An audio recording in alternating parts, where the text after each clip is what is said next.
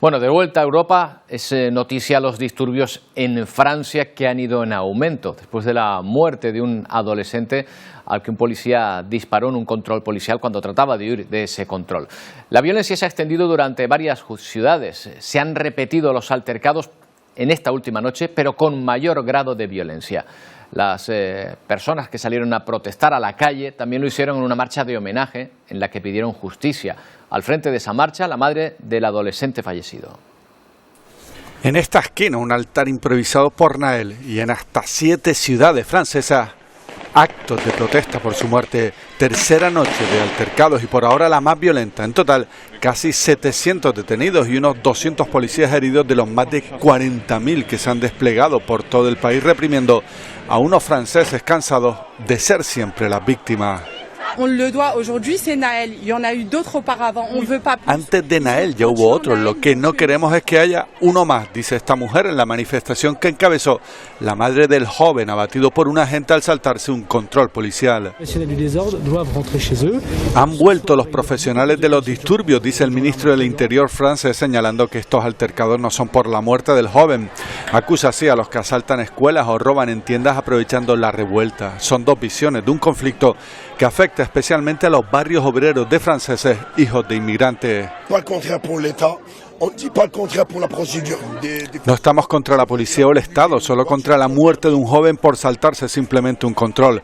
Es el resumen que hace este manifestante de unos sucesos que son habituales en Francia para resolver los conflictos sociales.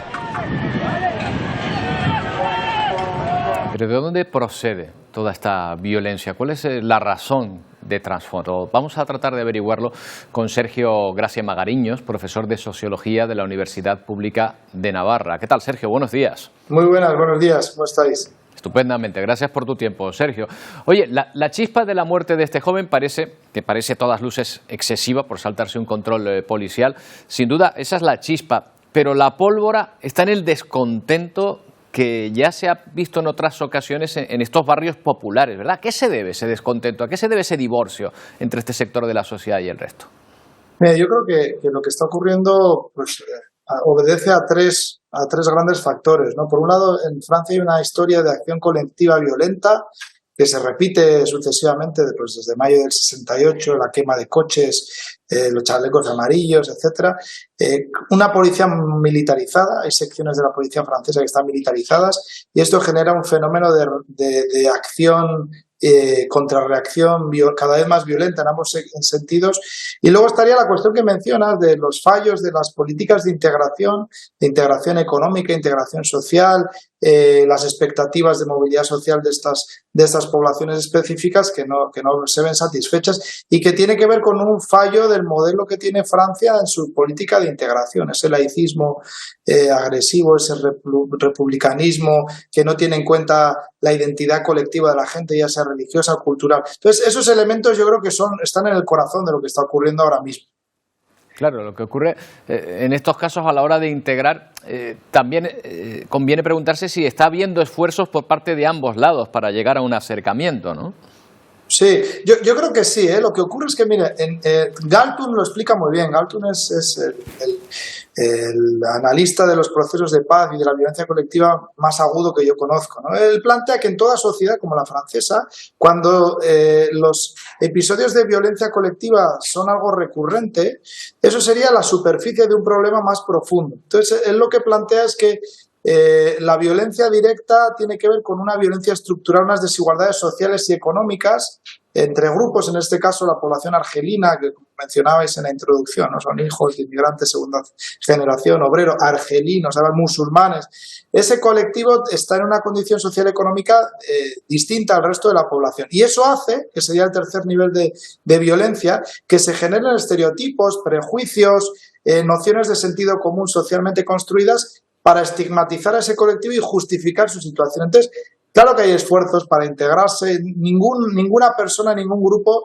no quiere integrarse en una sociedad, ¿no? Las ideas de que no lo desean, lo único que hacen es justificar la desigualdad social económica y la violencia. Entonces, hay esfuerzos por integrarse, pero el modelo francés hace que la identidad colectiva, como decía al principio, no se tenga en consideración. Y eso hace que en las políticas públicas, si tú no tienes en cuenta que esta persona pertenece a un grupo específico que tiene unas características singulares y eso hace que requiera una sensibilidad especial, pues lo que hace es que sea una política fallida. Nos pasa también en España con el caso de la población romaní, la población gitana. Cuando no se es especialmente sensible a una población, lo único que se hace es atribuir a esa población las causas de su marginación. Claro, lo que ocurre es que el republicanismo francés, como bien dice, se basa precisamente en la condición de ciudadano de la persona, al margen precisamente de cualquier símbolo de identidad o de religión incluso, ¿no?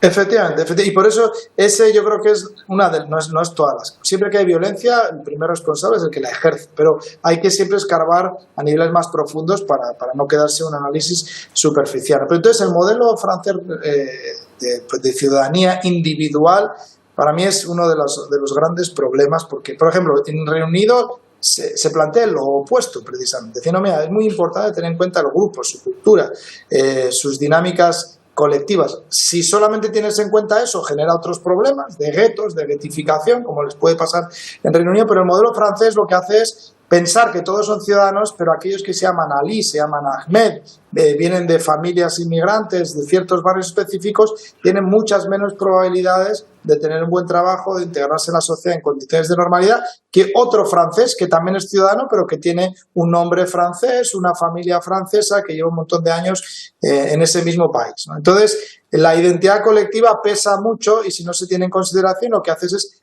tener bolsas, ¿no? Bolsas de pobreza, bolsas de marginalidad.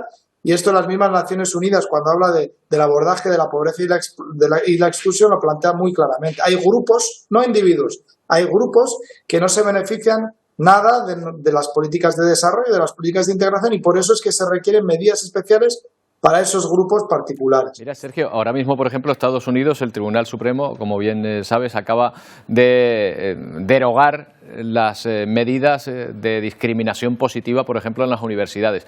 ¿Te estás refiriendo a ese tipo, por ejemplo, de medidas que podría implementar el gobierno francés para tratar de apaciguar los ánimos? Efectivamente, exactamente lo que estás mencionando. ¿Por qué? Porque cuando un grupo parte de condiciones de partida desfavorables, lo que hay es desventaja competitiva. Yo no abogo por la competición como eje de articulación de la vida social, pero si lo quisiéramos ver desde esa perspectiva, la población afroamericana en Estados Unidos no parte de la misma condición que la persona blanca, anglosajona, etcétera. Por lo tanto, requiere medidas especiales. Lo mismo pasa con la igualdad de género. Las mujeres no parten de la misma condición de partida que los hombres y por eso es que se requiere políticas de discriminación positiva, temporales por lo menos, hasta que se igualen las condiciones de partida, ¿no? Y lo mismo pasaría en Francia con diferentes colectivos. Habría que hacer políticas específicas en las que se prioriza durante un tiempo determinado a ese colectivo con medidas como becas, como ayudas especiales para que pueda igualarse y después sí, pues esas medidas puede ser que desaparezcan, ¿no? Sergio, un gusto hablar contigo, siempre. Muchas gracias por atendernos. El placer ha sido mío. Gracias por tenerme en consideración y un saludo a quienes nos están viendo y escuchando. Un saludo.